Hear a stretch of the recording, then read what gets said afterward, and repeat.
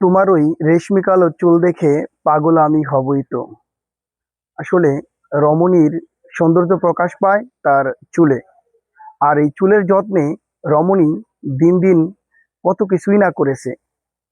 আজকে আমি এই চুলের যত্নে এমন একটা রেমেডির কথা বলবো, যেটা ব্যবহার করলে আপনার চুল লম্বা হবে, নতুন চুল গজাবে এবং চুলের খুশকি মুক্ত হবে।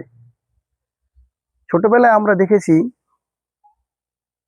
গ্রামে কুলু যাদের বলা হয়, তারা ভেন্না সংগ্রহ করত তেলের বিনিময়ে।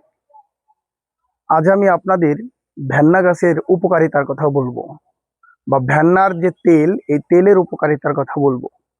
আমার হাতে দেখছেন একটা ভেন্না গাছের ডাল।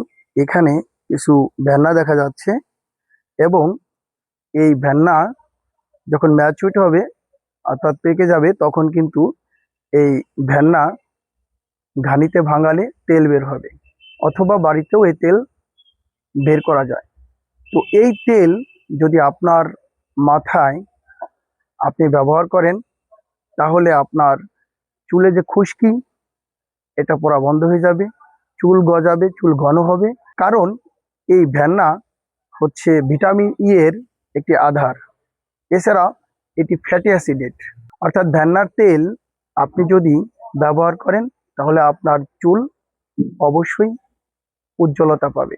এই যে দেখছেন প্রাকৃতিক সৌন্দর্য সমৃদ্ধ ভেন্না গাছ, এই ভেন্না গাছ এখন আর তেমনটা দেখা যায় না।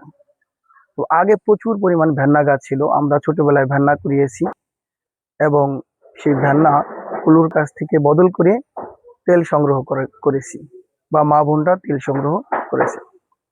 ভেন্নার সবচেয়ে আর একটা উপকারিতার কথা বলবো, এটা হচ্ছে ভেন্না পাতা। অনেক সময় বাচ্চাদের বা বড়দের পেট ব্যথা হয়, তখন আপনি যদি এই ভেন্নার পাতা গরম করে এর সেক দেন, তাহলে কিন্তু আপনার ওই ব্যথা দ্রুত দূর হয়ে যাবে।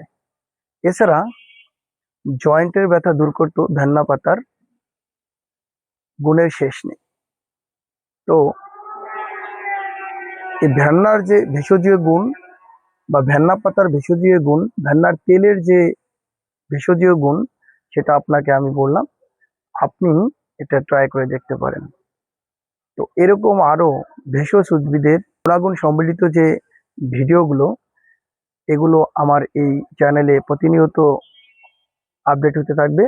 আপনি যদি পেতে চান, পেজটিতে একটি ফলো দিতে কিন্তু অবশ্যই ভুলবেন না।